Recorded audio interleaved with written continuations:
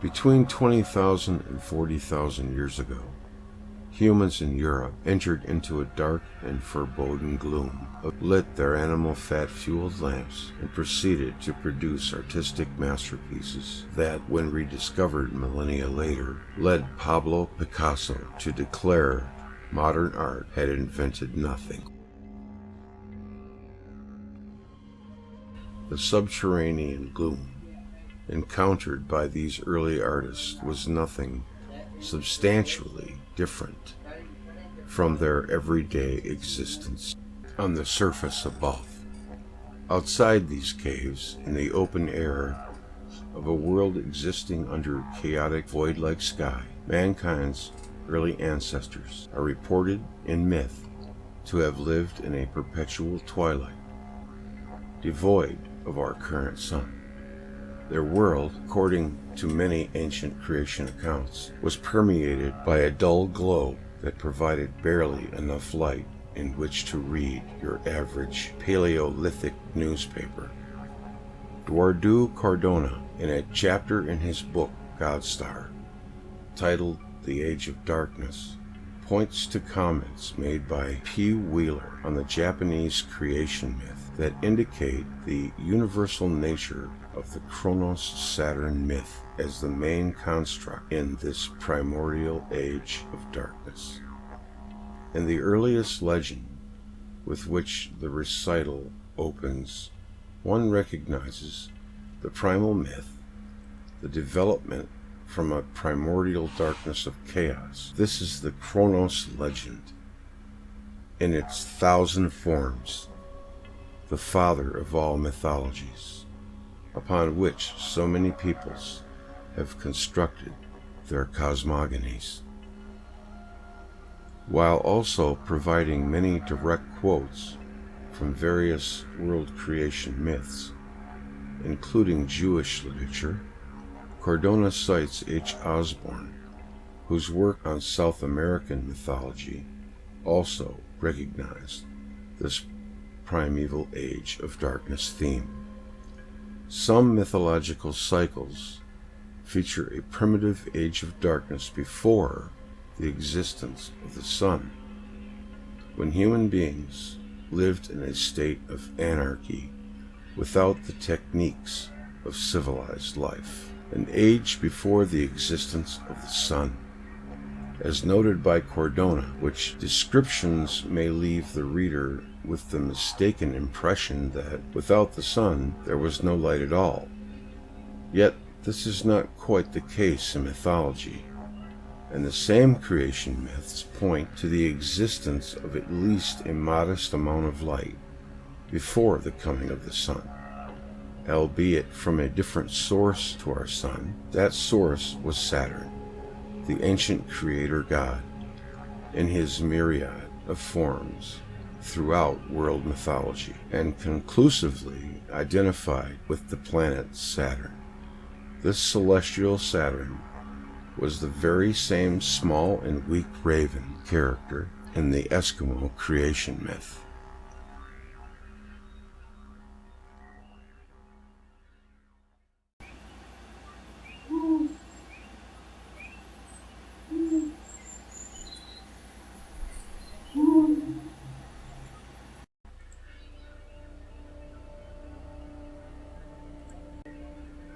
The light of our current sun, as a rule, is not essential to life.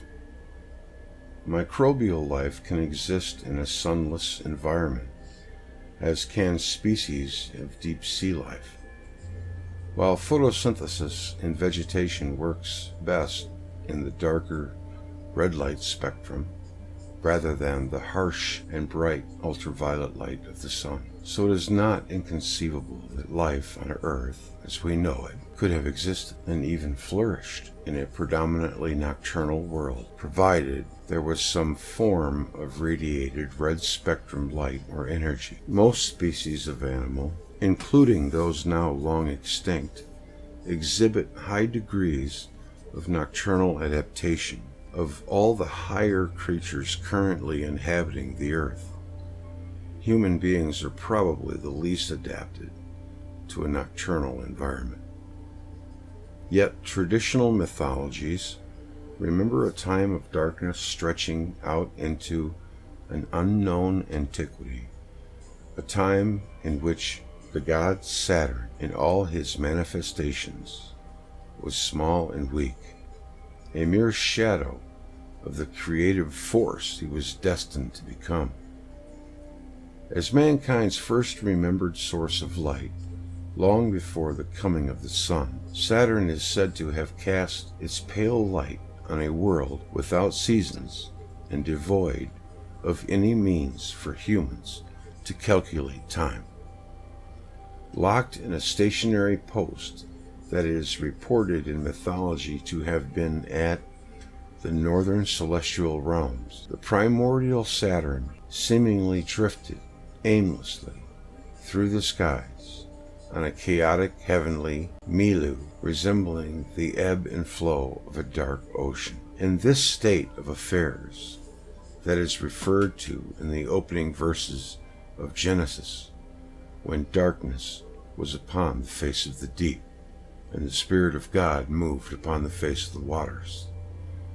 Our conclusion here is that Saturn's primordial source of a dim, timeless light was a dully glowing sub-brown dwarf star, of which Earth was one of its primary and original satellites, and the Earth was nestled close enough to its original host star to have been enveloped in Saturn's opaque and warming plasma sheath. For humans alive on Earth at this time, there would have been no reference to the greater cosmos, and therefore no reference to any moving celestial object with which they could have marked the passage of time. This was a timeless age in which the dim blue-red light spectrum emanating from Saturn would have cast a dark purple-hued glow over the Earth's surface. This, then, was mankind's purple dawn of creation.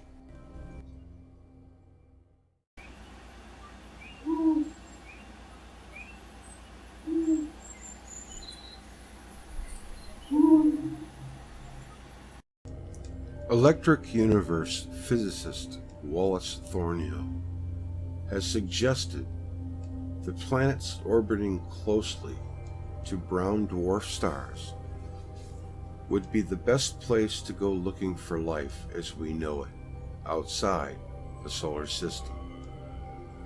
This is a possibility under the EU model because all types of stars, including brown dwarfs, are explained as an electric discharge phenomenon taking place where vast cosmic and electrically live Birkeland currents entwine and pinch down into what is called a Z-pinch, also known as a Bennett pinch.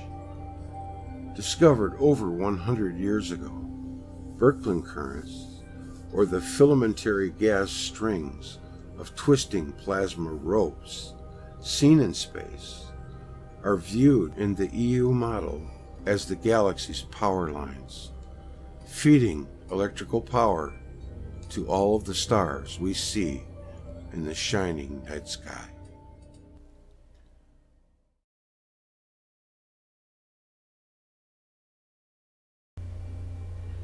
The eyes of that extinct species of giant, whose bones fill the mounds in America, once gazed on Niagara as ours do now. Abraham Lincoln, in a speech to Congress in 1848, "He who knows nothing is closer to the truth than those whose minds are filled with falsehoods and errors." Thomas Jefferson. Many people have a resistance to anything new. It changes a paradigm that has been accepted for a century, basically.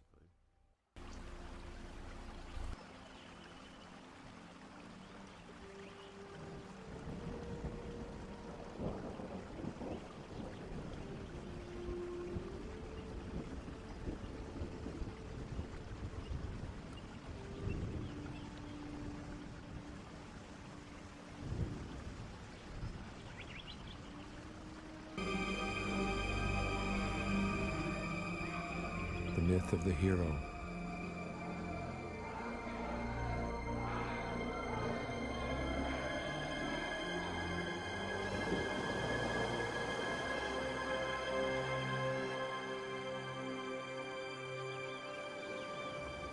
The myth of the Queen of Heaven with her long flowing hair.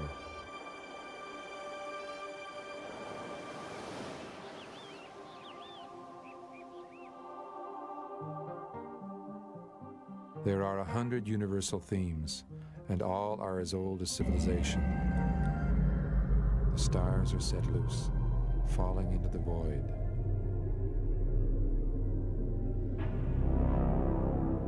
The land is on fire, mountains split or crumble, rocks explode in flame, all the rivers and seas overflow and sweep across the earth, and the universe becomes a furnace burning everything.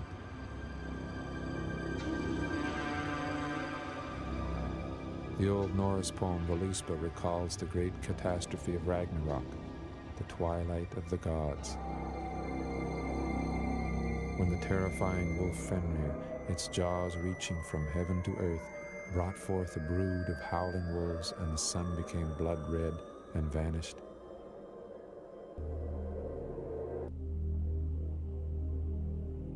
If we take the testimony of the ancients as a literal description of actual events, the events would have looked like this.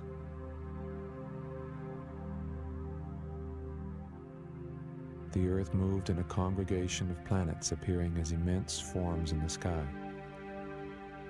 Saturn was seen as a huge, stationary body at the celestial pole.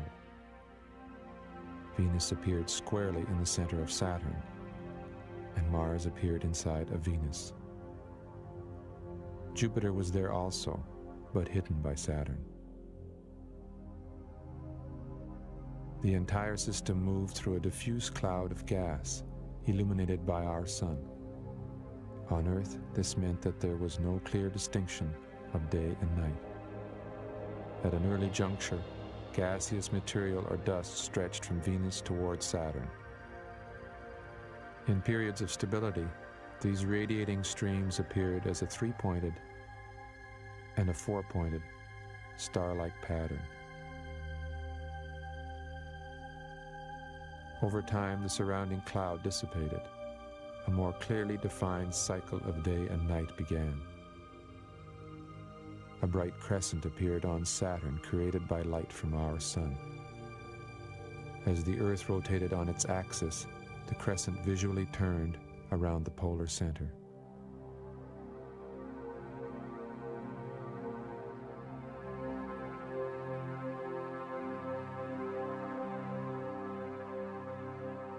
The smaller planet Mars was progressively destabilized and appeared to descend from its central position as it moved closer to the Earth.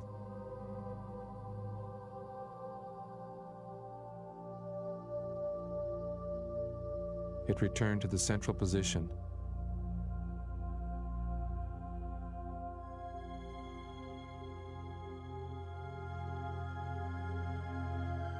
then descended still further, growing larger with each descent. When it visually dropped below Venus, a stream of material was seen stretching between Mars and Venus. As it continued to descend, gas and dust began to extend towards Earth. Lateral displacements of both Venus and Mars occurred. Gas, ice, and debris spiraled between the two planets.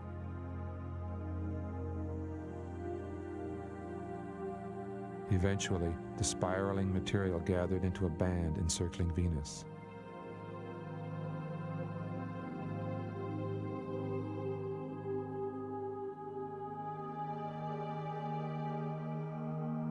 As the planetary system moved through space, the appearance of the band changed dramatically.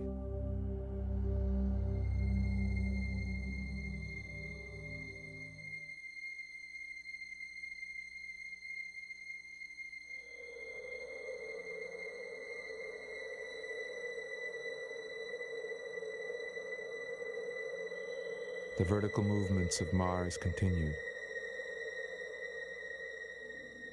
atmosphere and other material stretching toward the Earth with each descent.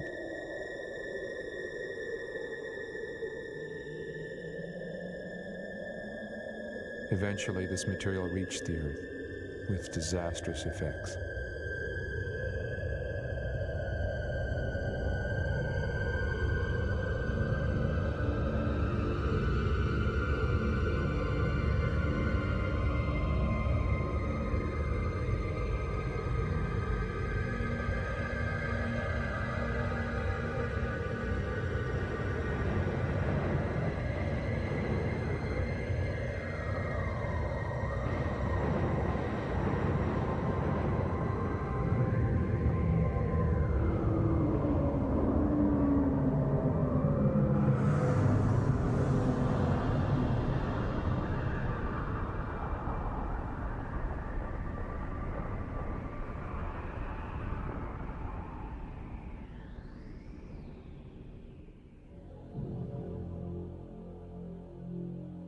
When the skies cleared, Mars was seen moving away, a stream of gas and dust stretching upward, with Mars appearing as the apex of the illuminated column.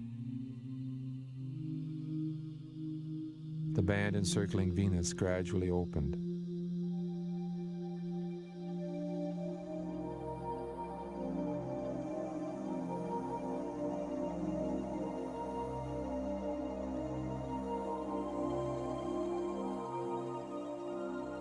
The four streams of comet-like material radiated once more from Venus.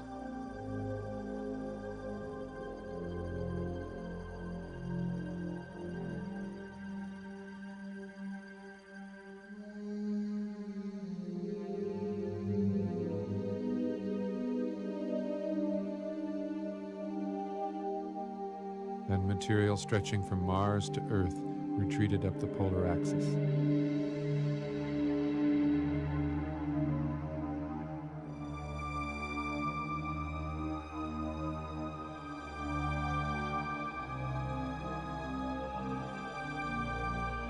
The stable period of Saturn's domination ended with the collapse of the planetary configuration. Jupiter appeared for the first time as Saturn tumbled from its stationary position.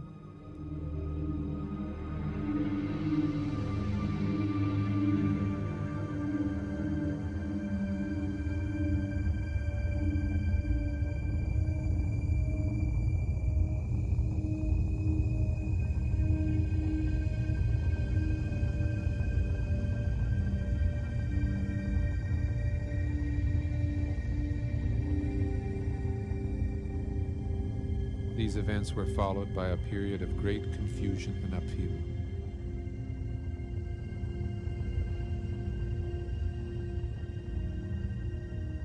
With the displacement of Venus, the band and radiating material collapsed, spiraling between Venus and Mars, then scattering into whirl-like patterns.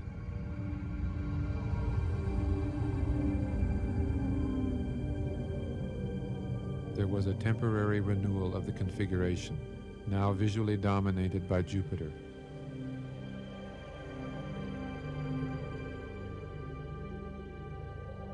And only later did the configuration fall apart.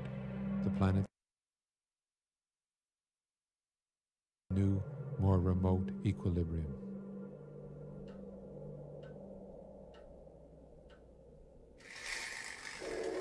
And the world slipped into a winter, lasting for years. Icelandic, Aztec, Babylonian, every ancient culture seems to have remembered an event called the end of the world.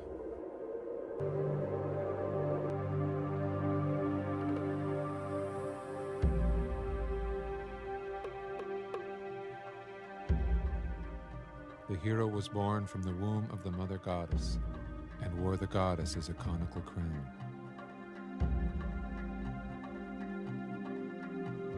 He grew a beard.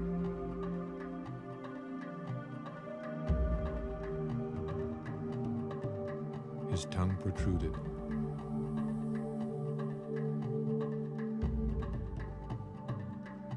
He took the form of a dagger or peg, plunged into the below.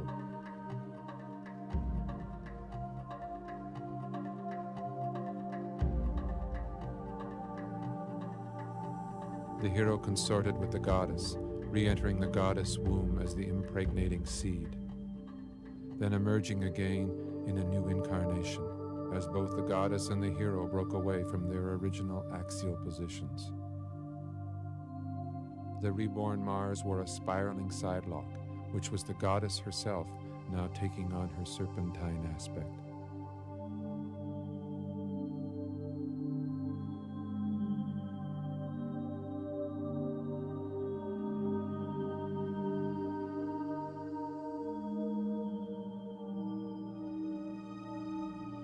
Hero and goddess engaged in a spiraling dance about the cosmic center.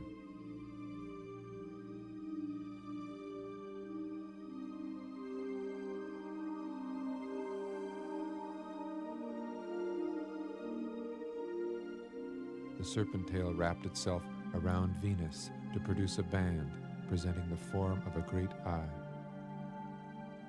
so that in its re-entry, Mars became the pupil, or the red apple, of the eye.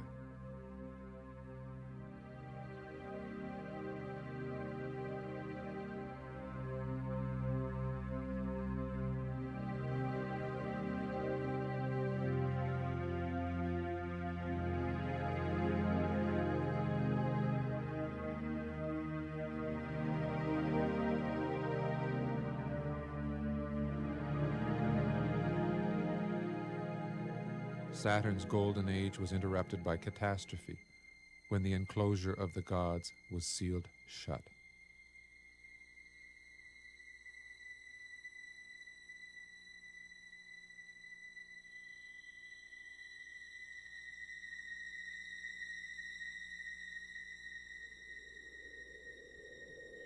The descent of the hero in his dark aspect brought overwhelming clouds and darkness.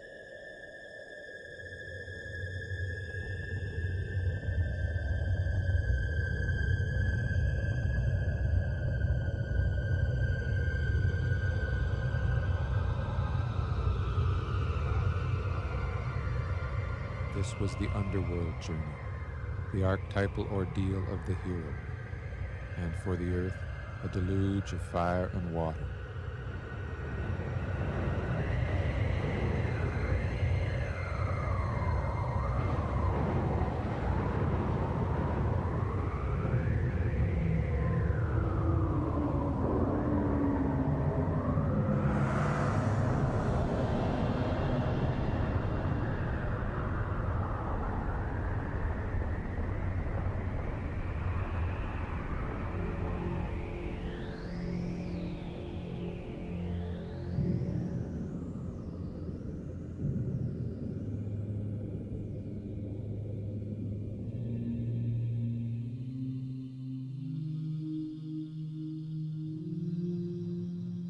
Then Mars rose out of the waters of the deep to produce the world mountain.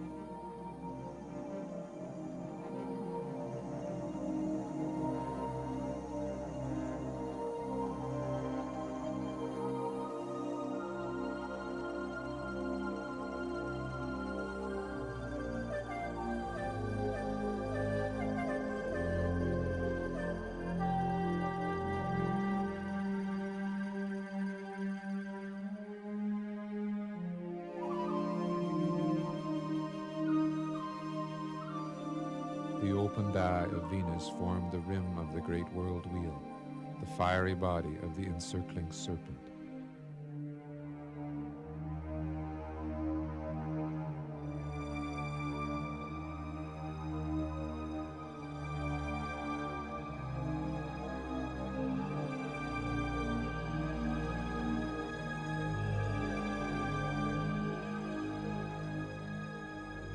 Watered by the four rivers, this was the land of the gods, resting on the summit of the world mountain, a bright crescent forming the horned peak.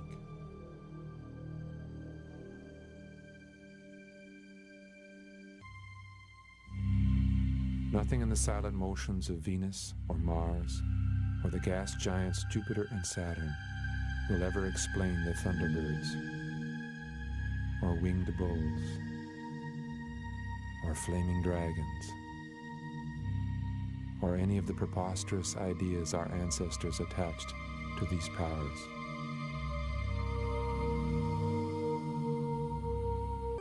It was said of the witch's hair that it could bring rain, hail, wind, and lightning, exactly what ancient nations said of the comet.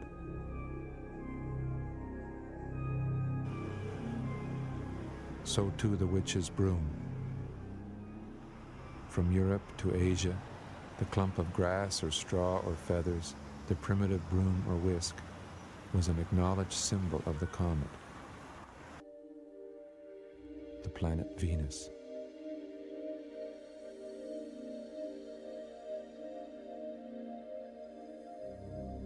In later Babylonian astronomy, the planet Venus was still remembered as the lamenting star. It was called the witch star.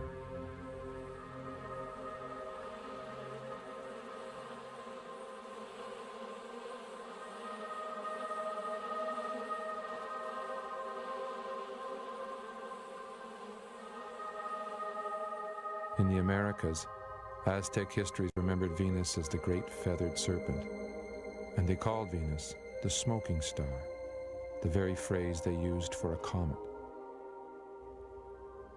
The stargazers of Peru knew Venus as Chasca, the long-haired star, the most common phrase for the comet among ancient peoples. The name for the planets came from the Romans. In unison, Roman poets and historians insisted that in a former time Saturn had ruled as a god-king, producing a paradise on earth. It would be almost impossible to overstate the power of this memory among the different cultures.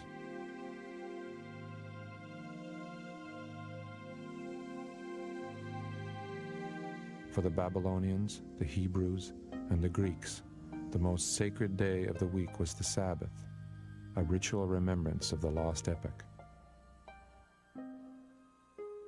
And in each of these cultures, this holiest day was the day of Saturn, the Latin Saturnidis, or Saturn's Day, the Celtic day of Ceter, our Saturday.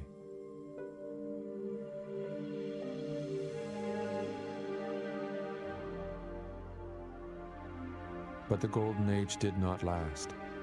In the myths of Quetzalcoatl, of Ra, and of Aum, of Kronos and of Saturn, the Golden Age does not just come to an end.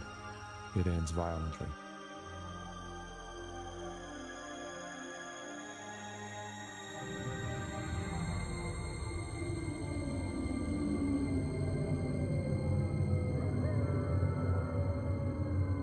And with the collapse of the Golden Age arrives the feared comet, the dragon of darkness, the fall into the cosmic night, the clash of the titans.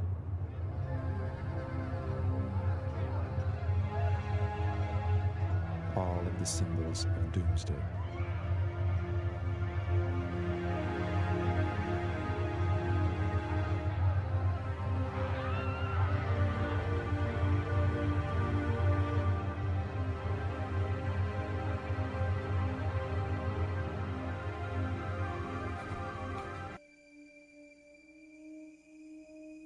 The mountain of Mars became the mooring post of the turning sky.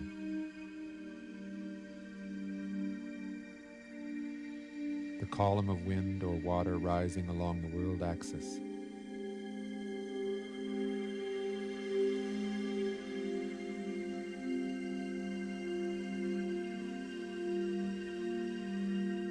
The pillar of the cosmos, with its four extensions holding aloft the world wheel. But the ancient paradise did not last. The hero spirited away the goddess, or stole the heart of the universal monarch who tumbled from the summit of heaven.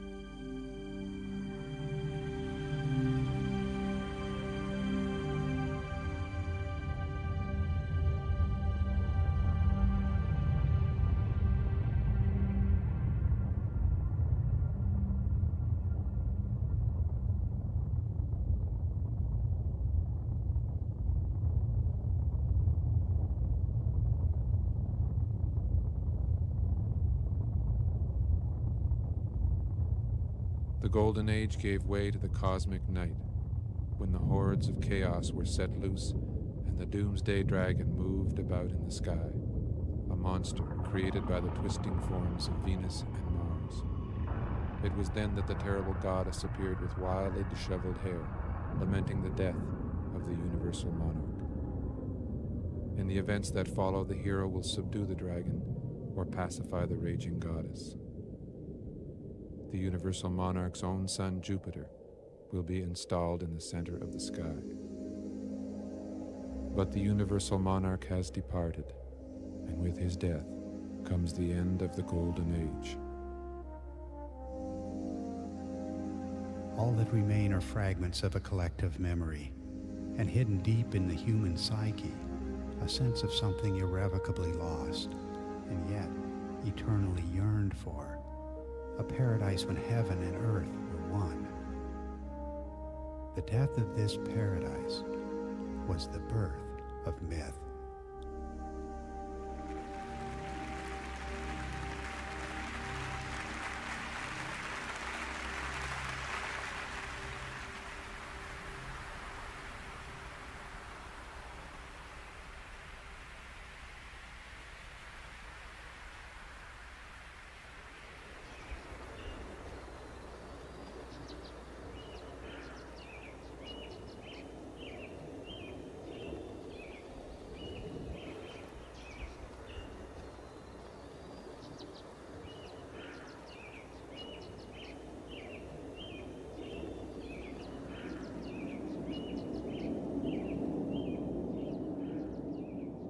For several decades now, our probes have explored the heavens, returning messages that challenge our long-held assumptions. Where we expected answers, we found mysterious contradictions. But our expectations were based on an intellectual fiction, the idea of the uneventful solar system.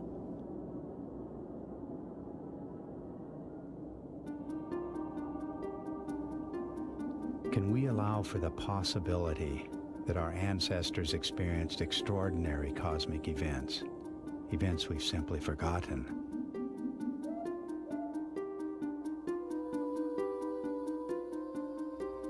If we allow this idea, even as a possibility, we are inviting a revolution. One discovery will lead inexorably to another, and our entire perspective on the past and the future will be forever changed.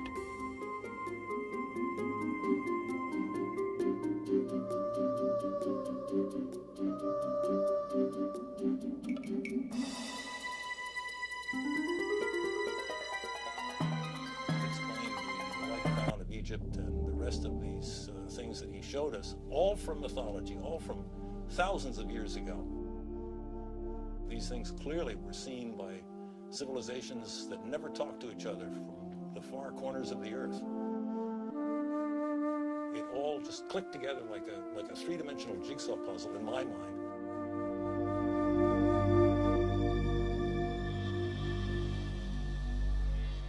A breakthrough for me came when I realized that many different cultures spread around the world use different words, different symbols, different myths to describe precisely the same formations in the sky.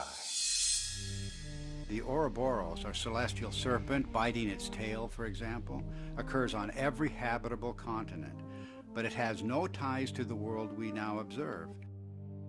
Like all of the archetypes, it is part of an alien sky. A cosmic column rising to the center of the sky, holding aloft the wheel of heaven. And much more than a wheel, because this was the revolving cosmic temple, the city of the gods, the kingdom of heaven, always resting on the cosmic column.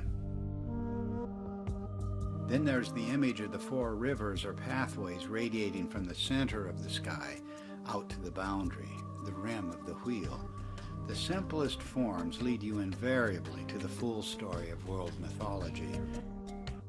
The hero's journey unfolds as the story of the wheel's axle.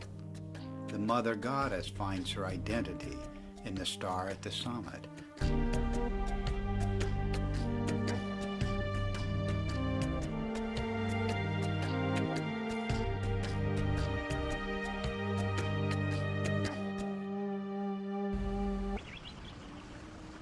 garb. His sword and battle axe are resting next to him. The length of the skeleton is 4.5 yards, and the teeth of the big man are measured at 6.5 inches long and 2 broad." End quote. Adding to the evidence verifying the existence of giants are numerous gigantic fossilized footprints.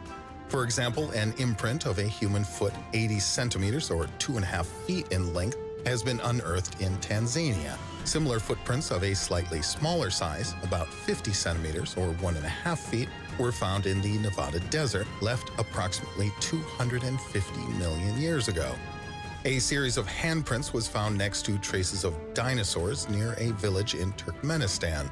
The height of the giant that left them is estimated at about 5 meters, almost 16.5 feet, and lived 150 million years ago. A human tooth 5 times larger than an ordinary man's tooth was found in Hong Kong in 1935. A 60-centimeter or 2-foot-high human skull with 2 rows of teeth was found in Alaska in 1950. And a 50-foot-long petrified human skeleton, that's 15 meters, folks, was found in Mongolia in 1999. The sheer plethora of evidence allows us to state unequivocally that giants did indeed once exist. But whether they were a single people who settled all over the Earth or belonged to different races, this is a question which scientists have yet to unambiguously answer. But if giants really existed, and not only in myth and legend, then it stands to reason that other traces of their lives should also exist. For example, architectural structures and other such objects. In the opinion of a number of scientists, the numerous megalithic objects that have been discovered all over the Earth serve as proof of the prior existence of giants. Even in our time, with modern technology, it is extremely difficult to build such monumental objects, and tens or even hundreds of thousands of years ago, without some kind of mechanical lifting mechanisms, it seems that it would have been virtually impossible. And yet, they exist. This is the famous Baalbek Terrace located in Lebanon near Beirut. 3 huge stone slabs, each weighing about 800 tons, are embedded in its base. The plates are identical and fit together so seamlessly that one cannot even insert the blade of a knife between them. Researchers calculated that to install just one such stone block, 21 meters wide and 54 meters long, would require the simultaneous effort of at least 35,000 people. Who, how, and why did they do it? Handwritten Arabic treatises say that the structure was built as a temple of Jupiter, and that the giant beings built it on the orders of King Nimrod just after the flood. The ancient city of Teotihuacan, the City of Gods, is located 31 miles from Mexico City and is an entire complex of huge stone blocks. According to the most common historical version of events, the city was built by giants to turn people into gods. Its layout resembles a model of the solar system. From the central temple, which embodies the sun, at appropriate distances are the planet temples, even including Pluto, which modern astronomers only discovered in 1930. This means that the inhabitants of this site somehow already knew a great deal of astronomy, even at that ancient time. Regarding objects that giants might have built, scholars also include the Egyptian Sphinx, the English Stonehenge, the stone figures of Easter Island, and the Tibetan City of the Gods. Not only are these structures themselves amazing, but also their geometrical connection with each other. For example, a line drawn from the Tibetan City of Gods to the Egyptian Sphinx, if continued, leads directly to Easter Island. And another line from the City of Gods through the Mexican pyramids also goes to Easter Island. These 2 lines delineate 1/4 of the Earth's surface, and a line drawn from the City of the Gods to Stonehenge divides this quarter exactly in half. And what about modern people who are giants? One view is that the life and then disappearance of these giants is related to some cosmic cataclysm. There is evidence that hundreds of millions of years ago, a huge asteroid approached our planet, and the dimensions of this asteroid exceeded those of our present-day moon. It's postulated that it became a satellite of the Earth, and because of this, the gravity in our planet was significantly weakened. It was then that the giants appeared and developed a fairly advanced civilization. Hundreds of thousands or even millions of years later, this satellite descended from its orbit and disintegrated, its debris falling to the Earth. Survivors of the disaster, through mutation and adaptation, decreased in size as the gravity on the planet had suddenly increased dramatically. In addition, the ozone layer of the atmosphere decreased sevenfold, increasing the negative impact of solar radiation. Now, a smaller body meant less total surface area and thus a lesser exposure to the sun's radiative effects. Some researchers have ascertained that before the catastrophe, the Earth's atmosphere contained 1.5 times as much oxygen as now. Large animals thrive with more oxygen, and this helps explain the fossil record of all the giant animals and plants characteristic of that time, which obviously would also be beneficial to giant humanoids. After the disaster, the size of the giants gradually decreased. According to some well-known anthropologists, such as Christopher Bohm and Franz Weidenreich, before the explosion and fall of the satellite asteroid, the Asuras, inhabitants of the legendary continent of Lemuria, reached a height of 50 meters or 160 feet. As a result of the catastrophe, the continent divided, and the once united race of giants were now isolated from each other. The successors of the Asuras were 18 meters tall, that's about 60 feet, and their successors 6 meters, or about 20 feet tall. As a result of these new environmental conditions in the world, the giants in many areas died out. But in some areas they managed to survive, at least until the 16th century. Of course, such a theory runs counter to the teachings of Darwin, but it is this theory that most plausibly explains the existence of the giants. What do you think? Let's discuss this fascinating topic in the comments under the video. Thank you. The ancient comet fears is going to run into the work of Immanuel Velikovsky, the controversial theorist who suggested that, well, there's a reason for the fears of comets around the world. We experienced this horrific cometary catastrophe. The world was devastated by a comet just a few thousand years ago. And Velikovsky went further. He said that not that long ago, planets appeared in the sky with comet-like attributes. In particular, he named the planet Venus as the great comet of antiquity. Both Walt Thornhill and I disagreed with many components of Velikovsky's reconstruction, but we also felt that Velikovsky had nailed certain principles that can help us to understand the early cultures. In particular, Velikovsky was correct in naming the planet Venus as the great comet. And the cometary language of Venus goes far beyond anything that Velikovsky himself published. In every corner of the world, the language of the comet and the language of Venus are identical. Venus as serpent or dragon. Venus as torch of the sky. Venus as long-haired star. Venus as bearded star.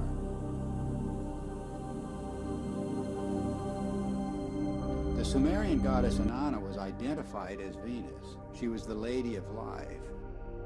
But in her terrible aspect, she became a dragon-like flame in the sky.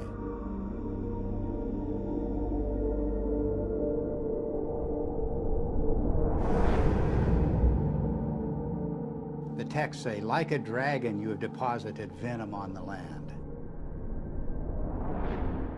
raining the fanned fire down upon the nation.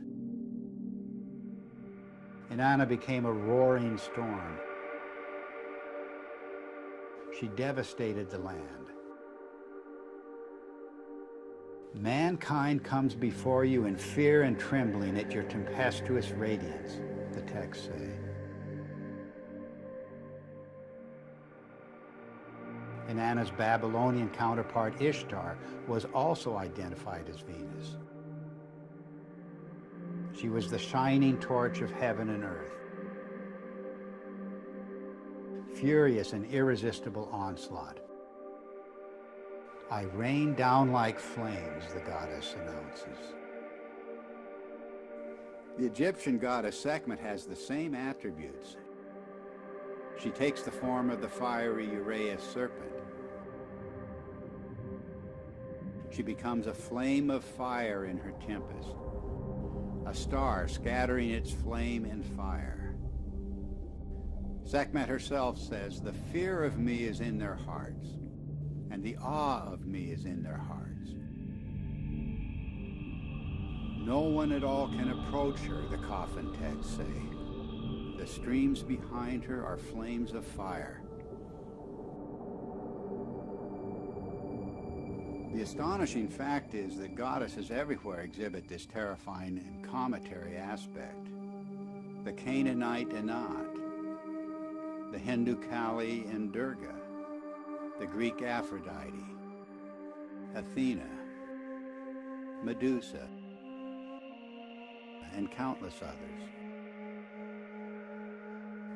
And of course, you can add numerous counterparts in the New World, from the Incan goddess Chaska to the Aztec goddess Xochiquetzal to the legendary Nokomis of North American Indian tribes. The serpent or dragon is an unexplained mythical archetype. There's nothing like it anywhere in the biological world. And yet the same recurring features will be found in cultures the world over. The dragon's disheveled hair and shaggy beard. Its knotted aspect, and its worldwide appearance as entwined twins.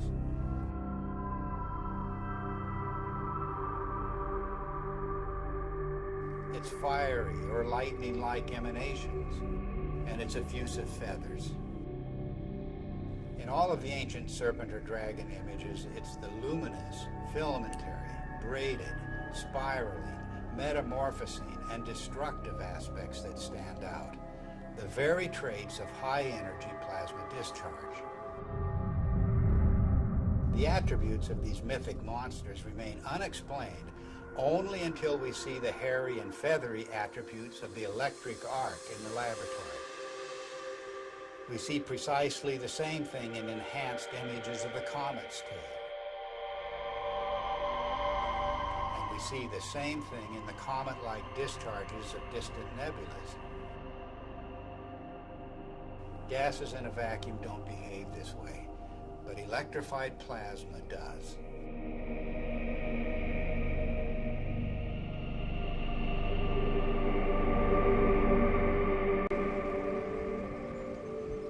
And now there's